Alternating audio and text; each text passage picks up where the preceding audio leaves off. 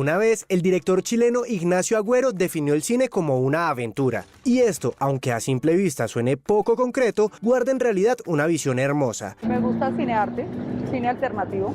Entender no solo el cine, sino el trabajo audiovisual en general como una búsqueda por despegarse y desaprender ciertas estructuras, convenciones y maneras de hacerlo y enseñarlo. Verlo como un juego sin límites, lejano a las exigencias de la industria y de formas cuadradas de producción. Convertirlo en un ejercicio de escritura y experimentación constante sin fórmula única. El cortometraje es el lugar de la libertad, es el lugar de la experimentación, es el lugar donde los realizadores y en general los equipos pueden encontrar su propia voz y empezar a entender de qué son capaces y hasta dónde pueden llegar. ¿Qué ha pasado y en qué anda la experimentación audiovisual en el país? ¿Cómo se ha emprendido esta aventura?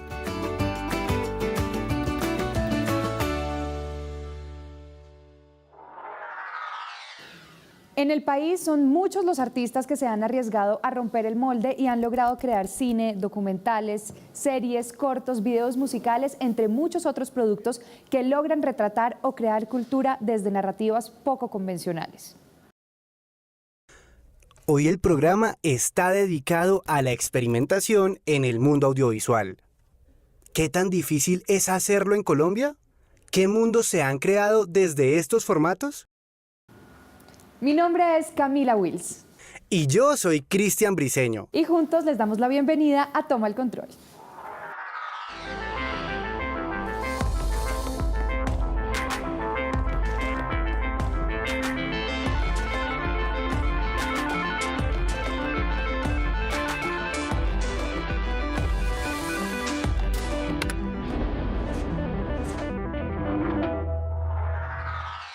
Hoy precisamente en Toma el Control tenemos 3 invitados que se han atrevido a experimentar en la industria audiovisual y nos van a contar sus experiencias y vamos a hablar de sus trabajos. Le damos la bienvenida primero a Carmen Gil.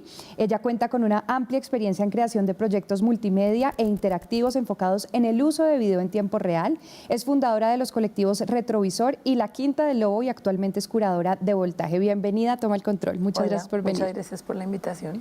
Bueno, también debo decirles que pocos cineastas en Colombia pueden decir que sus películas son de culto y pocos han despertado el tipo de fascinación que se hace más atractiva y particular con el tiempo, como pasa en las películas de Jairo Pinilla, nuestro segundo invitado. Bienvenido, Jairo, a Toma el Control y gracias por venir. No, un placer para mí estar con ustedes, de verdad. Bueno, Jairo abrió un camino no solo para quienes quieran hacer cine de género en el país, sino para quienes se apasionan por hacer sus películas a toda costa. Y también le damos la bienvenida a Jaime Moreno, o más conocido como James, le voy a decir hoy en el programa. Jaime es el creador de Los Cuatro Extraños en DC, serie de la cual es director, guionista, animador y el encargado de dar la voz a sus personajes.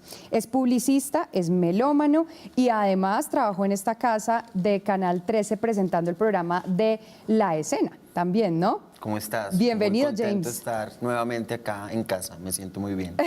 Bueno, sí, esta siempre será su casa. Y recuerden que ustedes también pueden escuchar a Cristian Briceño, nuestro copresentador, gracias a la lengua de señas, a la interpretación de lengua de señas de Laura Herrera y de Juan Gordillo, quienes pueden ver en la parte inferior derecha de sus pantallas. Bienvenido, Cristian. Muchas gracias. Bueno, y ustedes, la audiencia, que son la más importante en este programa, también pueden hacer parte de esta charla, de este debate que tendremos hoy, así que pueden escribirnos a través de las redes sociales lo que opinan del tema del día con el numeral Toma el Control. Bienvenidos y ahora sí, comencemos con esta charla. Empecemos por algo esencial. ¿Qué se entiende cuando se habla de experimentación puntualmente en el mundo audiovisual? Para que abramos este campo de la experimentación en este mundo audiovisual. Bueno, por favor, sí, Carmen. Bueno, las mujeres. Carmen. Bueno, básicamente, pues yo enseño hace muchos años en la universidad y enseño técnicas audiovisuales, pero sobre todo enseño algo que hoy en día se llama arqueología de medios. Y la experimentación audiovisual siempre ha existido, es tan antigua como la creación, es tan antigua como la expresión humana. Y creo que lo que ha hecho es hibridarse de muchas formas. Se ha dado desde el teatro Las Sombras Chinescas, pasando por experiencias como la ópera, pasando por el teatro tradicional, hasta llegar al cine, posteriormente a la televisión, y hay un momento muy, muy importante que es el siglo XX, los 60s, Fluxus, el pop art y posteriormente los nuevos medios. La experimentación es, creo que lo más importante en el arte es pensar en que no hay una fórmula para hacer las cosas y que siempre, aunque ya todo se haya dicho en la historia de la humanidad, hay nuevas formas de hacerlo, y básicamente es eso, es pensar cómo las imágenes y los sonidos pueden construir una cantidad de puentes para crear proyectos súper interesantes. Jairo. Bueno, mira, las experiencias hablan, tienen ¿cómo se llama? La primera parte de esta actividad, porque el mundo audiovisual sin experiencia no tiene ningún valor. La verdad es que yo he tenido siempre una política, y se la digo a todos los estudiantes que están en pro de aprender en las universidades.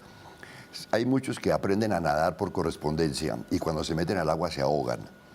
En consecuencia, yo digo que si uno no se mete en el mundo audiovisual y no experimenta la cantidad de trabajos, de dificultades, de pormenores y cosas nuevas que cada día se ven, no llegaría uno a tener, digamos, una satisfacción en cuanto a esto. James. Bueno, la experimentación básicamente es arriesgarse, es romper moldes, es estar buscando una salida y una alternativa, y viene mucho con la intuición, la verdad, viene mucho con el sentir. Nosotros estamos permeados permanentemente por el cliché, lo que estamos viendo en televisión, los moldes establecidos, y querer romperlos y querer contar historias de una forma totalmente diferente es la experimentación. Se juega mucho con la prueba y con el error. Y uno aprende, la verdad, de los errores. Los errores son los que hacen que este camino, que decía Jairo hace un segundo, se vuelva realmente gratificante para uno. En mi caso personal, que es el de la animación, he querido experimentar jugando con una línea gráfica poco convencional para lo que se pide actualmente de las animaciones, y es lo que realmente le dio una característica a mi trabajo y que los tiene en un momento diferente. Ok. Carmen, ¿usted cree que hay formas de catalogar los diferentes tipos de experimentación? Yo no creo que hayan formas de catalogar la experimentación, pero sí aproximaciones audiovisuales. Y creo que, digamos que tal vez nosotros tres estamos acá porque estamos transitando terrenos que no son los habituales, que no son los más comerciales, que no son los que corresponden a fórmulas, que no son los que pueden generar, digamos, como esa idea de un mecanismo que se va repitiendo, sino que está tal vez en algún momento creando desde ceros. Yo creo que eso es lo más importante, desde ceros en cierto momento, el momento en el que Jairo empieza, el momento en que James empieza. Cuando yo empecé a trabajar audiovisual, estaba arrancando internet y nos preguntaban, ¿ustedes qué hacen? Y uno decía, yo hago net art. Ya no existe, ¿cierto? Vemos que hay cosas ahí que aparecen y desaparecen, pero creo que lo interesante no es justamente catalogar la experimentación, sino pensar en que hay una forma de revisar procesos que están en continuo movimiento y en continuo cambio y que responden también a preguntas de su época. Ok. Cristian tiene una pregunta.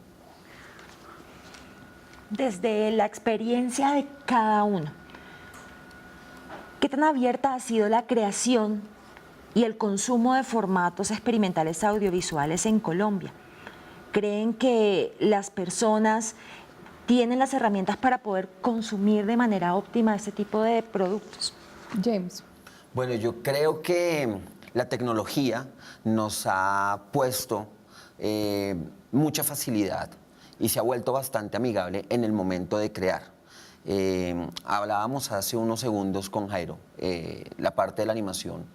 Antiguamente se hacía a mano, slide por slide, era más complejo, se requería de un talento muy especial para desarrollar, y admiro profundamente a las personas que se arriesgaron a crear animación en Colombia. Los primeros comerciales animados que eran bastante divertidos, algunas marcas de bancos o de productos comestibles se hicieron en dibujo animado en Colombia y se hacían de la forma tradicional. Ahora no. Ahora realmente la tecnología nos permite a nosotros hacer un trabajo mucho más rápido, no con esto fácil, pero sí poder experimentar de algunas formas nuevos caminos, que me parece súper interesante. Jairo.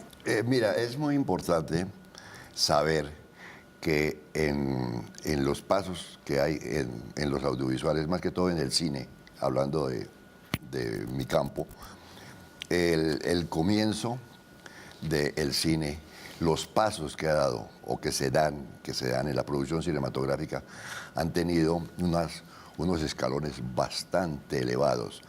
Yo veo muy cierto lo que tú has dicho, en el sentido de que los cambios, la tecnología ha favorecido muchísimo la producción cinematográfica. El cambio es del cielo a la tierra, pero entonces eso es valedero y es importantísimo para los que están incursionando en el cine, pero también para los que hemos hecho cine en el campo convencional, en la parte anterior, es para nosotros, pues para mí fue un baldado de agua en el año 2000 que vine a conocer yo que el cine se podía hacer en computador. Yo no sabía ni siquiera enchufar un computador. Cuando yo fui a hacer edición, que venga, que haga unas salas de cine, que aquí está el computador que prendemos, que la Adobe Premiere y yo muestre ¿qué? Y entonces para mí, ahí empecé a decir, el que no haga cine ahorita está en nada.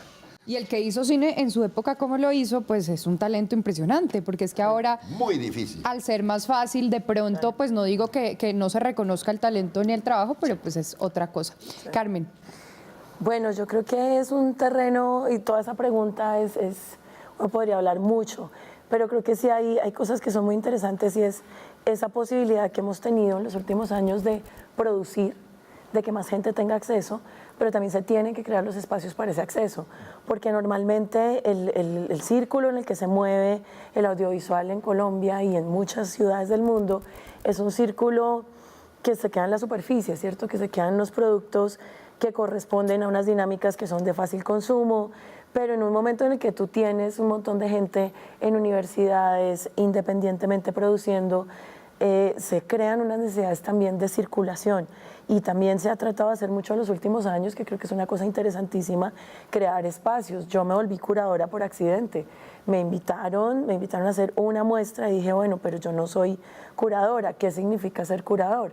¿Qué significa escoger unas obras que tengan un discurso, que tengan una línea narrativa o conceptual o formal y ponerlas en escena? ¿Y qué significa crear un espacio para que la gente pueda tener acceso a ello? Entonces creo que si bien si hay mucha producción, también se ha hecho muy difícil, que es lo que tú dices. Internet nos ha dado la posibilidad de que todo esté allá afuera, independiente si hay derechos o no, pero ¿quién nos dice qué hay que ver? ¿Cómo sabemos que no estamos perdiendo grandes obras? Entonces creo que están esos dos extremos, ¿no? El momento en el que estamos en una súper, hiper, mega producción, y el momento en el que también hay que encontrar esos pequeños espacios de cosas que hay que ver. Total. Bueno, pues este tema es muy interesante y muy amplio, y por eso ustedes deben quedarse con nosotros. Vamos a una pequeña pausa y ya volvemos para seguir hablando de esto. En el cine y la televisión existen muchas clasificaciones que nos ayudan a entender con más detalle los diferentes formatos de la industria audiovisual.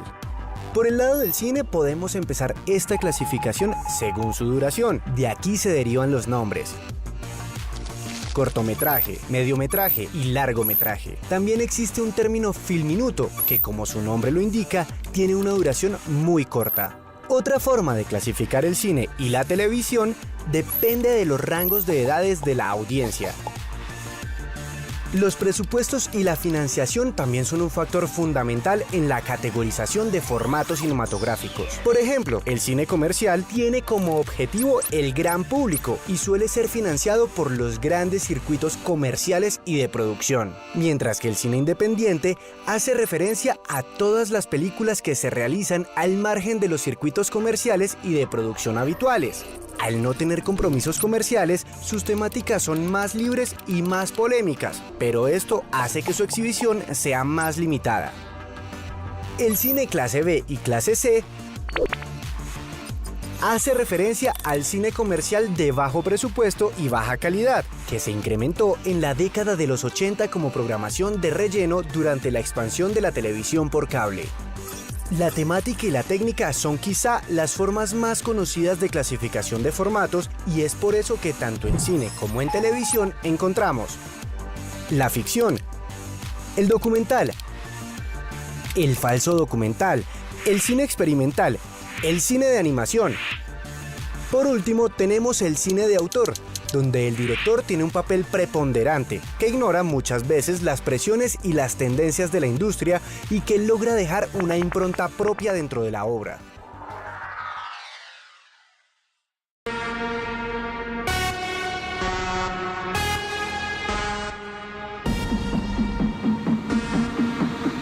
Nos planteamos construir una cultura del cortometraje a través de una suma de actividades a lo largo del año que en el caso nuestro abordan lo local, lo regional y lo internacional. Todo es dificultad en la medida en que la gente no lo conoce.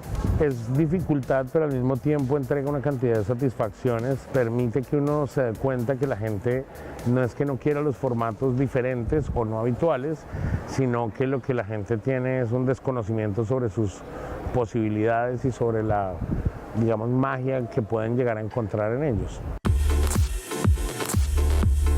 Los intereses por contar y por narrar desde el audiovisual se están ampliando, pero esa misma ampliación implica que exista la necesidad y casi que la obligatoriedad de una diversificación de formas. Los festivales especializados en el corto se vuelven un punto de foco indispensable para que exista realmente el corto y no solamente estar pensando en que eventos de largometraje tengan al cortometraje como un punto en una esquina para decirle a todo el público sí, nos interesa, pero al final termina siendo un ejercicio de invisibilidad.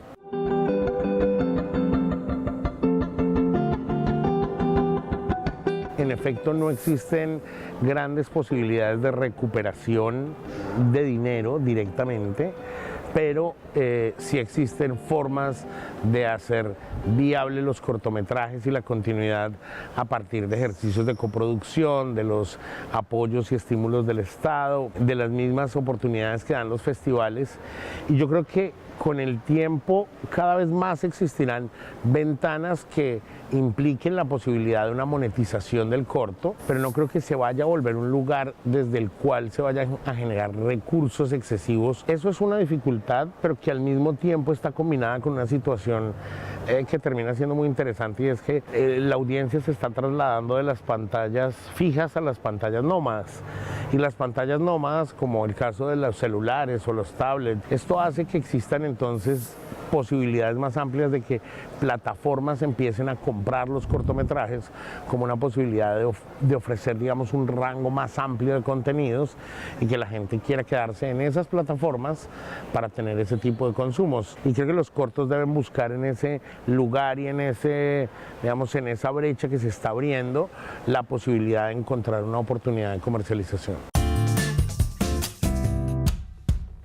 La gran apuesta en ese proceso de la dignificación de Hugo Shorts ha sido una apuesta por la audiencia. Cuando esa preocupación por la audiencia se convierte en algo sólido en términos de estrategias y termina teniendo un resultado real, como 40.000 espectadores durante las fechas de festival o cerca de 250.000 espectadores a lo largo del año, termina siendo interesante para las marcas. Nosotros no estamos haciendo un festivalito, estamos construyendo una plataforma que se vuelva un disparador junto con un mercado en función del desarrollo de una cinematografía a partir del cortometraje como punta de lanza y de los formatos cortos en general. Continuamos en Toma el Control hablando de formatos experimentales en el lenguaje audiovisual. Y vamos a hablar con Jairo y queremos que nos cuente, Jairo, un poco de sus inicios al principio, cuando usted dijo, quiero dedicarme a hacer cine en mi vida. La verdad es que yo iba mucho a cine. Ajá. Cuando estaba estudiando, estaba en primaria, lo de las 11, todo era a la alcancía y después acá y me metí a cine, me encantaba ver todas las películas mexicanas, que con Pedro Infante, Jorge Negrete, Luis Aguilar, que María Félix, que bueno, mejor dicho, yo me conocía todo eso de memoria. Cuando ya estudié ingeniería electrónica, entré a una compañía americana, me pagaron la especialización en en el campo de esa empresa, porque era una empresa como la IBM, era la Burroughs, se llama la Burroughs, y allí yo tenía que estudiar de lunes a viernes, sábado y domingo libre. El sábado y domingo yo decía, ¿qué hago? Hasta que decidí irme a los estudios de Churubusco, Estudios de América, en la Ciudad de México, y allí entraba yo y conocía, y la primera impresión mía cuando entré a la cafetería fue ver a toda esa cantidad de gente que yo veía en el cine aquí en Bogotá cuando estaba chiquito. Uy, mire, ese es Luis Aguilar, ese es no sé quién, ese es Cantinflas, ese es Mario Moreno, ese es no sé quién, Entonces yo también, yo quedé aquí así, y entonces a mí no me sacaba nadie de allá. Entonces empecé a ver cómo era que filmaban, pero entonces me embobé, y no solamente me embobé, sino se me metió el bichito de producción de cine. Entonces ya empecé yo a sacar a relucir lo que yo había hecho antes. Yo tenía mis cuadernos cuando estaba estudiando en kinder, en primero de primaria, en segundo, y yo hacía dibujos mucho. Hacía un cuadrito en el cuaderno de aritmética, hacía cuadritos y comenzaba a pintar. Aquí viene el tren, aquí viene el zorro, se bajó, lo cogió el tren, se cayó, Entonces todo eso llegaba y se lo mostraba a mis compañeros. Mira, aquí viene Desde chiquitico creando historias. Desde pequeñísimo yo creaba, pero yo no sabía que...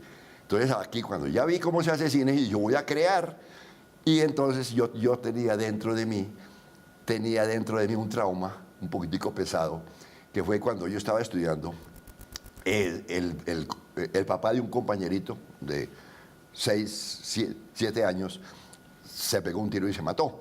Entonces la directora del colegio, como gran programa, después un programazo pues para todos los niños chiquitos, a nosotros, nos cogió y formamos al anfiteatro a ver el cadáver del papá. ¿Qué? Y así fue. Y entonces entramos, y ahí estaba el ataúd en el piso, en un corredor, pasaba un niño, miraba y se iba. Pasaba el otro y miraba, me tocó mi turno. Pasé y miré, y vi una cara ahí toda cerrada, blanca, no me movía nada, con un chorro de sangre aquí, que ellos así, mierda. 2 años por lo menos duré con esa imagen, y todavía mucho hortica y yo, la verdad, yo nunca más en la vida volví a acercarme a un ataúd.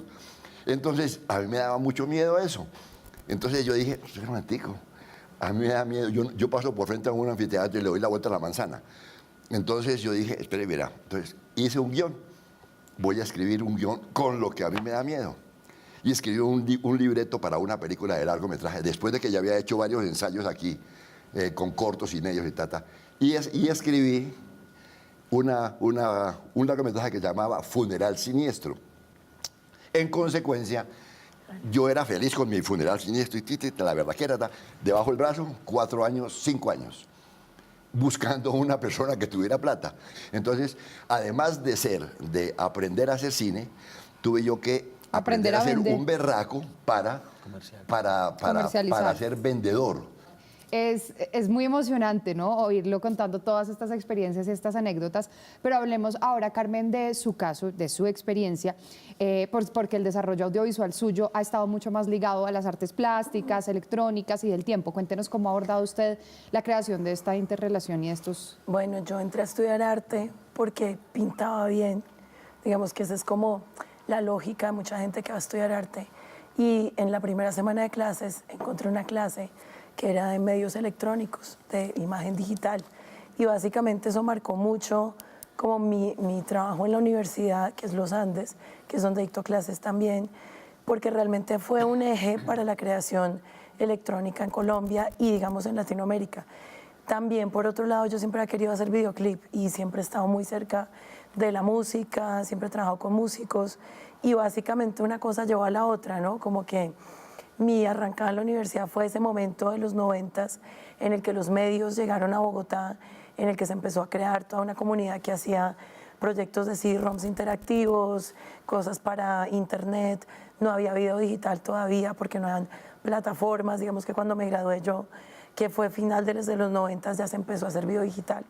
Pero a partir de eso empecé como a construir como una comunidad de gente que trabajaba esos medios, ¿no? Digamos, la música, el audiovisual, el tiempo real.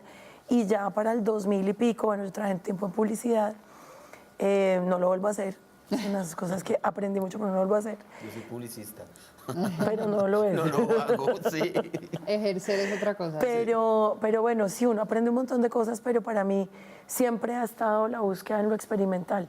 en entender cómo hay una interlocución entre diferentes campos, ¿no? Entre la música, luego llegué a la danza, como el 2008 aproximadamente, y he trabajado con compañías de danza, luego fundé la mía, que no es una compañía de danza sino multimedia, que somos un colectivo, y la idea es estar trabajando con gente que tiene preguntas todo el tiempo. Okay. Y por otro lado, me interesa mucho también, digamos, visibilizar esas otras propuestas que tienen que ver con robótica, con instalaciones, con interacción, y en esa medida hemos hecho Voltaje, que es un salón para mostrar eso. La línea es muy clara, es arte, es experimental, no es desarrollo, no es ingeniería, no es diseño, aunque todas esas cosas Claro, están están ahí ligadas. alrededor. Pero nos interesan mucho, y a mí particularmente, discursos que reflejan preguntas sobre el lugar en el que estamos, sobre el mundo contemporáneo, sobre la memoria, que creo que es un poco eso, ¿no? Bueno, James, hablemos ahora de su experiencia y de cómo ha sido, valga la redundancia, esta experiencia con Cuatro Extraños en DC, cómo surgió esta idea, por qué surgió, cuéntenos un poquito de la historia. Bueno, yo creo que estoy acá en este momento producto de la casualidad, porque, a ver, tan pronto yo salgo egresado de la universidad publicista, creo que fue en el 98, 99, trato de buscar una forma de nuevos caminos, de experimentar con algo que realmente a mí me gusta. Y yo tampoco voy a trabajar con publicidad, en eso estoy totalmente de acuerdo contigo.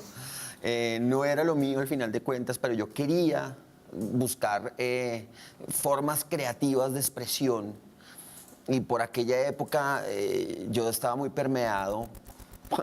Hacía mucho caso en casa, o sea, me quedaba juicioso en mi casita viendo Beavis and Butthead, que era una serie de dibujos animados de los 90, los inicios de South Park. Martín de Francisco y Santiago Maure estaban terminando con el proyecto de el siguiente programa. Esos dibujos animados a mí me inspiraban muchísimo por el humor y por lo raro y por lo bizarro que llegaban a ser. Paralelo a esto había una revista llamada Sape Pelele, una revista paisa, un cómic que me gustaba mucho cómo trataba el humor desde Colombia. Entonces, toda esta cantidad de expresiones gráficas, audiovisuales, me inspiraron a mí para una primera creación.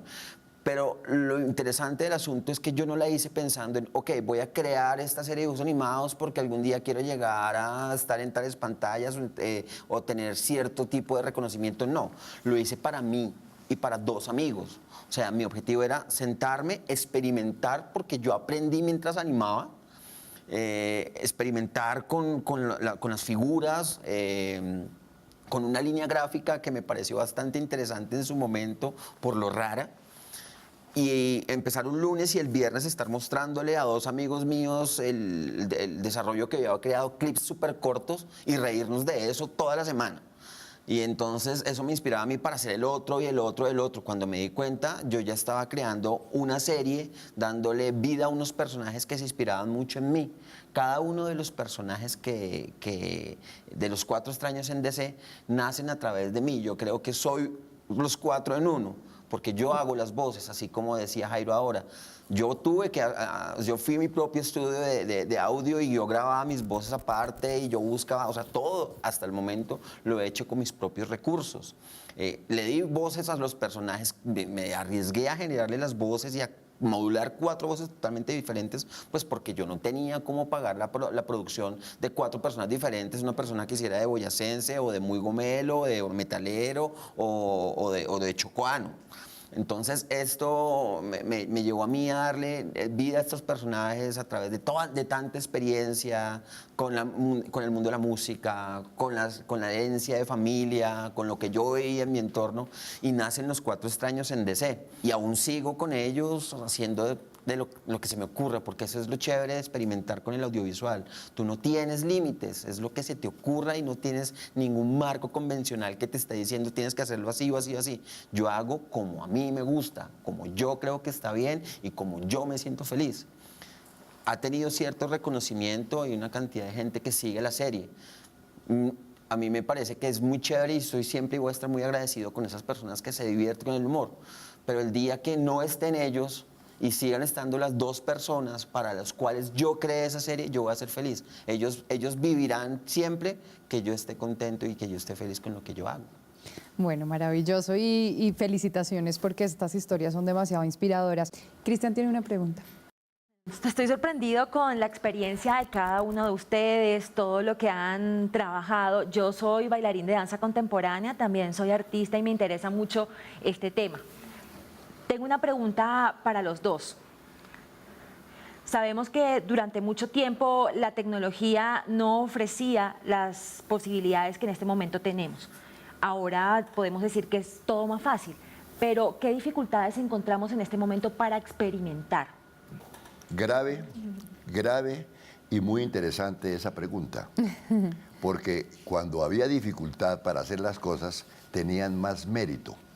Uno se sentía más satisfecho de haber logrado un objetivo. Yo, por ejemplo, yo hago una película y me siento más feliz, más dichoso cuando voy al teatro y veo una cola que le da la vuelta a la manzana para entrar a ver una película mía, que si me van a dar un cheque. El cheque se lo pueden dar a un narco, a cualquiera, pero, Bueno, pero no si la es tan fácil hacer cine. Si la fila da la vuelta a la manzana, igual el cheque le va a llegar. El chequecito, no, pero es que lo que pasa es que yo sí he hecho cine para otras personas que han aportado capital y les he dicho, aporte capital y coja todo lo que produzca la película. En muchas oportunidades, de todas las películas que he hecho, han existido esas figuras. Buenísimo.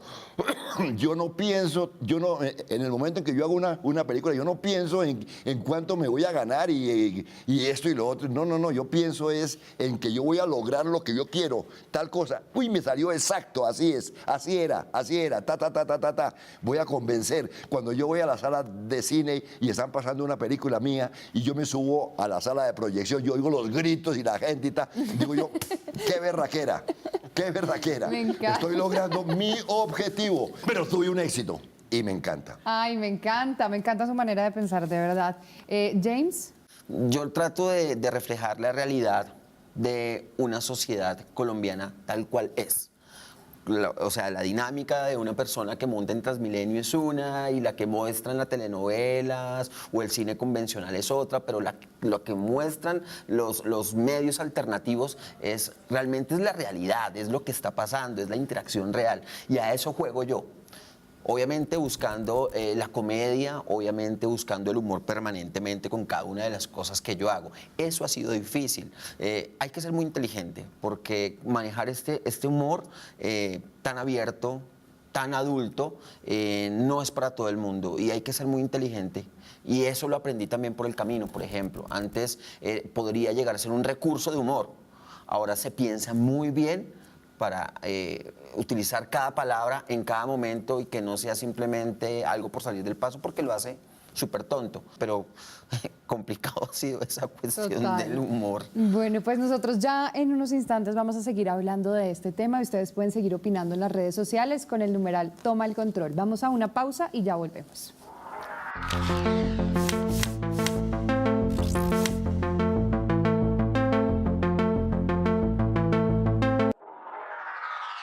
En Canal 13 este año decidimos abrirle espacio a los cortometrajes. Por eso en Fractal cada 2 meses se están rotando creaciones de nuevos realizadores que muchas veces tienen una difusión muy limitada. Cada corto viene acompañado de una breve entrevista con un representante del equipo de producción. Así, este espacio pretende convertirse en una vitrina para nuevos talentos y productos que permitan ampliar el horizonte de los trabajos audiovisuales que se crean en el país. Desde hace un mes, en Fractal, los nuevos realizadores tienen la oportunidad de presentar sus cortometrajes. Mañanita, mañanita, a la puerta va camada. Yo me acuerdo haber leído un artículo que escribió mi compañero Juan Pablo Conto para un medio online sobre los cantos de vaquería. Él me lo mandó, yo lo leí y me pareció muy chévere y dije, oiga, qué nota sería hacer un cortometraje sobre este tema, el cual en ese momento desconocía totalmente. Y me llamó mucho la atención porque me gusta mucho la música y en ese momento estaba interesado por las músicas regionales, las músicas de acá de Colombia.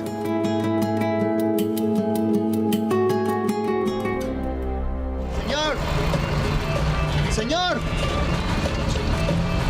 Malas Noticias cuenta la historia de un mensajero que tiene la difícil tarea de entregar las noticias que nadie quiere dar. Entonces, donde el tipo llega ya lo reconocen, ya es un uniforme reconocido, entonces siempre lo están golpeando, lo están sacando. O sea, el tipo le va mal, pero el tipo asume su trabajo con dignidad, digamos, y al final de la historia, por una confusión de nombres, el tipo entrega mal una noticia a una gente muy peligrosa. Entonces eso es lo que hace que el corto funcione, como la confusión. Buenas, busco al señor Víctor Guerrero. ¿Necesita? Le traigo un mensaje. La la la la la la la la la.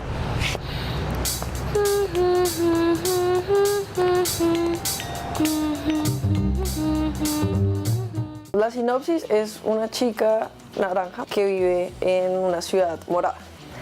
Y en esa ciudad pues cada personaje tiene un color.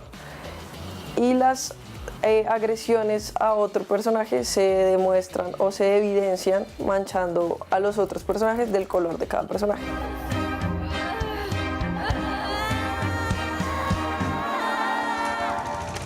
En un rodaje siempre pasan contratiempos.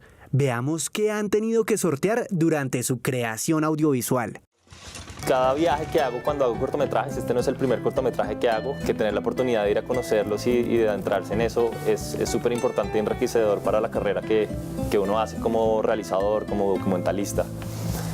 Siempre me voy con una grata sorpresa y de la calidez de la gente en los lugares más extraños de Colombia, metido en los llanos, en los extremos de allá, he estado en Punta Gallinas, he estado en el Chocó, y uno siempre se va con esa calidez humana de los colombianos y de la gente que habita este país.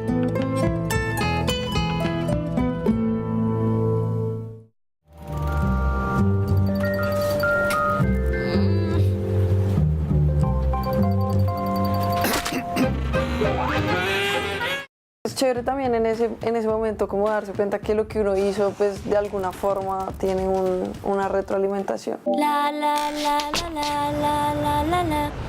Oh no. ¿Por qué me hiciste eso, Arturo? Cálmese, señora. Ese desgraciado no merece sus lágrimas. Cálmese.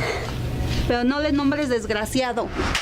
Se ve al director como la figura que sabe más que los demás y eso, y realmente no es así. Creo que el director lo que debe hacer es mantener al equipo unido y hacerse de personas que ojalá que sepan más que lo que uno a veces cree saber. Ese es el chiste realmente del director. ¡Lárgate, imbécil! ¡Aquí no te queremos! Si tienes un cortometraje, esta es tu oportunidad. Y si buscas contenido nuevo, donde se cuenten otras historias en formatos diferentes, ahora ya sabes que los domingos existe la franja demo audiovisual en Fractal.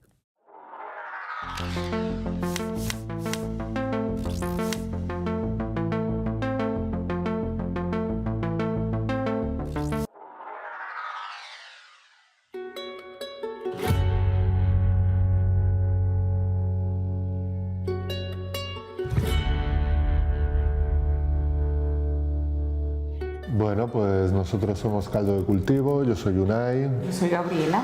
Y nosotros somos un colectivo artístico, un colectivo transdisciplinar y hacemos prácticas artísticas en contexto. Nosotros lo que hacemos es utilizar estrategias estéticas y estrategias políticas para abordar la ciudad y la experiencia urbana, entendiéndolas como un territorio en disputa. Lo que nos interesa es contestar a las políticas neoliberales en la ciudad y sobre todo a las narrativas que las justifican, amplificando de alguna manera las luchas populares, las luchas que están llevando a cabo comunidades que se enfrentan a ellas, comunidades que las sufren pero que resisten a ellas. A nosotros nos han interesado mucho el tema urbano. Cada vez más estamos apuntándole a temáticas que desbordan la ciudad, desde los feminismos en Black Venus Protest o desde luchas que van más allá de la ciudad y que también involucran cuestiones que son también rurales, ¿no?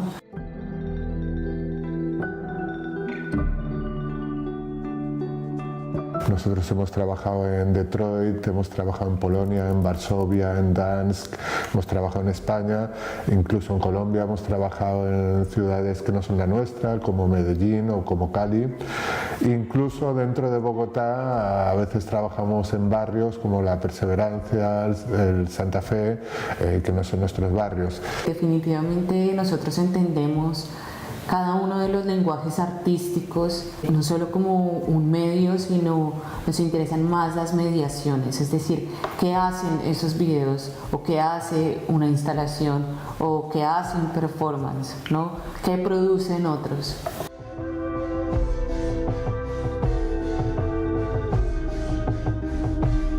Se suele pensar que representar es capturar lo real, algo que ya existe. Entonces lo que haría la cámara es simplemente una mediación neutral que muestre la realidad tal cual es. Sin embargo, lo que nosotros pensamos con Stuart Hall es que realmente lo que estamos haciendo con la cámara y lo que estamos haciendo con el video no es simplemente capturar una realidad que ya existe, sino producirla. Y además producir lecturas sobre esa realidad y lecturas sobre esas imágenes. Entonces yo no creo que haya, digamos, un problema en sí mismo, sino que en ese problema, digamos, radica también su potencialidad. Pero hay entonces que posicionarse y saber que definitivamente ni la fotografía ni el video es un medio neutral, es un medio político.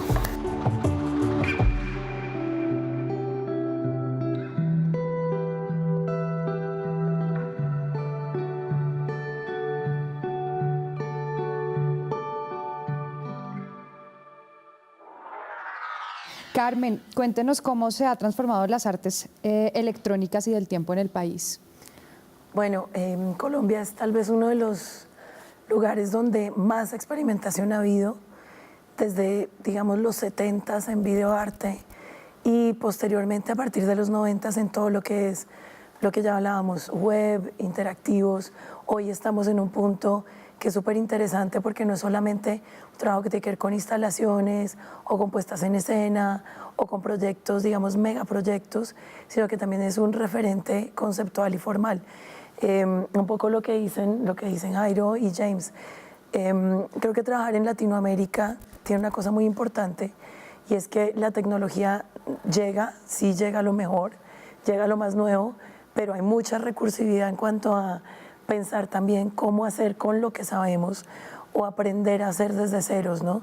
Porque realmente tampoco es que seamos un país del primer mundo, entonces como que las formas de construir, las formas de hacer no se centran tanto en las tecnologías, sino en las ideas y en los discursos.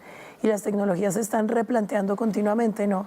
Hay gente que trabaja desde cosas muy artesanales, muy manuales, hay gente que construye sus propias máquinas, hay gente que está armando a partir de una pieza de una cosa o de otra. Y creo que en Europa, por ejemplo, es muy diferente. En Europa la gente se enfoca mucho más en discursos de pronto tecnológicos o formales, pero no conceptuales. Y creo que eso es lo interesante, ¿no? Cuando uno habla de identidad latinoamericana, siempre hay que aquí hay otras preguntas, otras búsquedas, otros discursos, mientras que en Europa hay algo que puede ser mucho más críptico porque se está trabajando en el medio sobre el medio. Acá todavía contamos historias, es algo que me parece maravilloso, pero si hay algo que pasa acá es todo el tiempo una experimentación y un cuestionarse y un pensar el oficio y la técnica y la tecnología, que son pues cosas que van de la mano pero que son diferentes. Claro. Bueno, Jairo, quiero hacerle una pregunta y que me responda si puede brevemente. ¿Qué se entiende por cine serie B? ¿Cómo se ha experimentado y qué papel ha jugado en Colombia? Bueno, el cine serie B es un estilo, digamos, un estilo de producción cinematográfica. El clase B es una cosa que se puede salir aquí y allá, hace cosas absolutamente inverosímiles, pueden ser, y puede haber mucha ficción, puede haber mucho miedo, puede haber. Es decir, hacer cosas prácticamente como el caso mío, a pesar de que muchos dicen que el cine mío no es clase B, sino clase Jairo Pinilla, porque dicen que es diferente, y en realidad sí, yo sí hago cine diferente, porque yo, por ejemplo, he hecho películas de miedo, de suspenso, pero también hago otras clases de producciones, etcétera. Ahorita estoy haciendo una en tercera dimensión. A mí me gusta hacer lo que nadie hace. Me parece buenísimo y queda súper claro. James, ¿usted qué posibilidades narrativas cree que brinda la animación comparativamente con otros formatos audiovisuales? Uy, es impresionante porque no tenemos límites. Eso es lo bueno de estos medios digitales, que no hay límites. Y le hablaba ahorita a Jairo, hombre, usted ha tenido que esforzarse por locaciones, por personajes, por actores, pero la animación nos da realmente la libertad de llevar a los personajes a diferentes escenarios, diferentes sueños, diferentes momentos. Lo que está en tu imaginación es mucho más amigable en el momento de plasmarlo sobre tu obra. Ese límite no existe, y al no existir ese límite, las posibilidades narrativas crecen de una forma impresionante. Obviamente la decisión final, al ser uno innovador o el director y creador de todo ese tipo de cosas, es de uno, y ahí uno va dirigiendo su camino, pero la narrativa va cambiando un montón y aporta demasiado. Ok, pues nosotros vamos a ir a una pequeña pausa. Seguimos leyendo sus mensajes en redes sociales con el numeral Toma el Control y ya volvemos.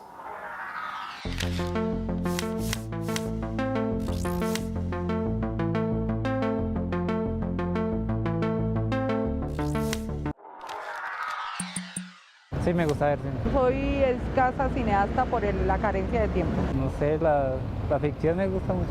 Pues últimamente me gusta mucho ver ciencia ficción. Me gusta cinearte, cine alternativo.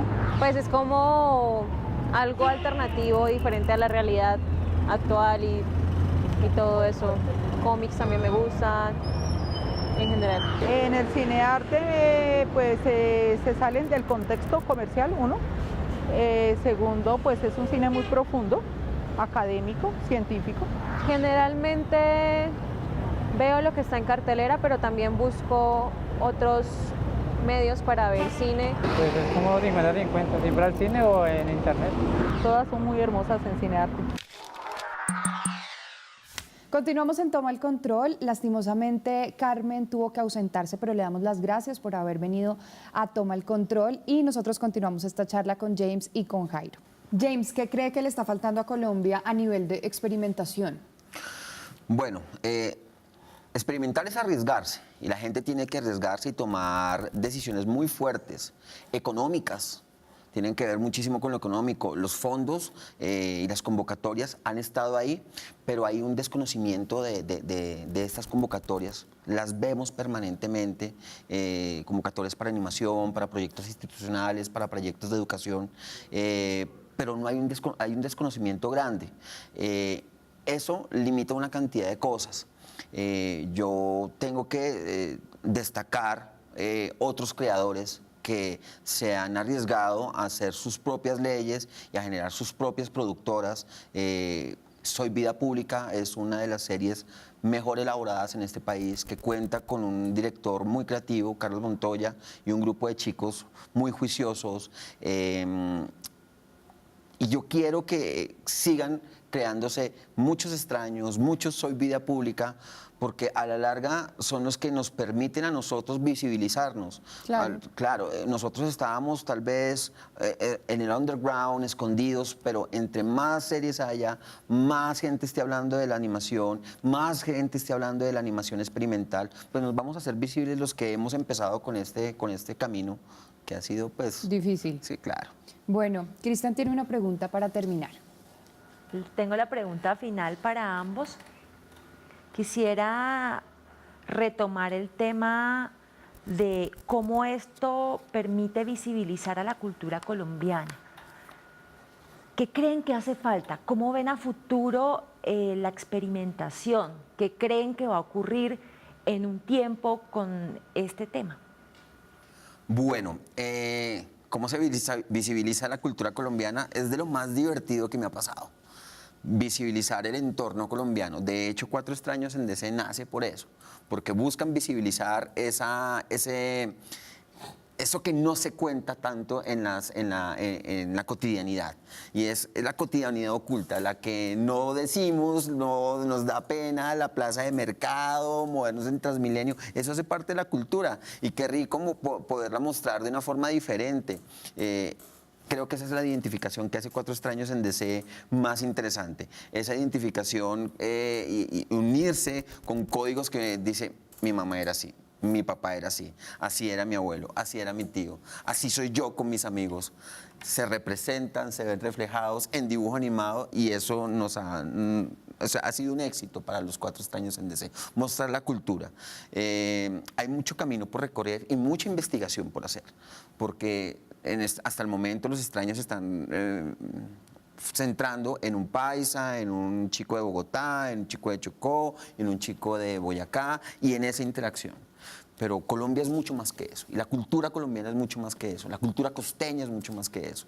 Y es muy interesante, y hay mucha tela por cortar para contar muchas historias, porque es lo interesante, contar historias de muchas culturas, de mucha idiosincrasia colombiana. Y bueno, ese es el reto y es lo que me tiene acá. Al final de cuentas es un hobby.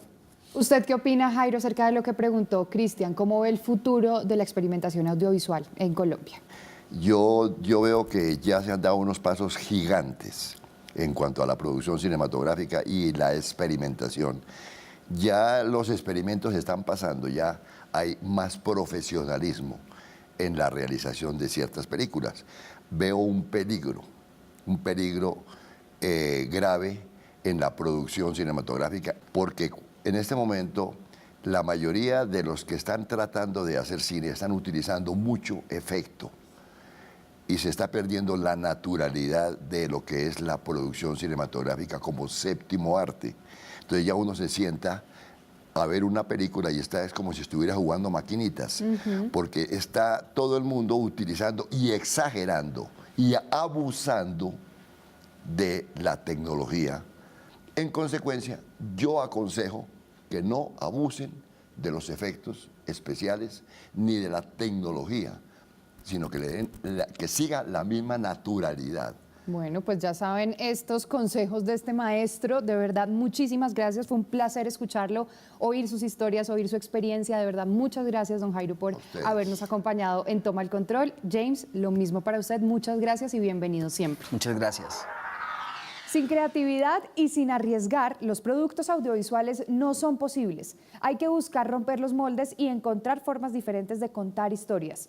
Todos estos esfuerzos son necesarios para fortalecer la industria audiovisual en nuestro país. No olviden escribirnos a defensor@canal13.com.co y comentar del tema del día en las redes sociales con el numeral Toma el Control. Mi nombre es Camila Wills y nos vemos el próximo sábado. Hasta pronto.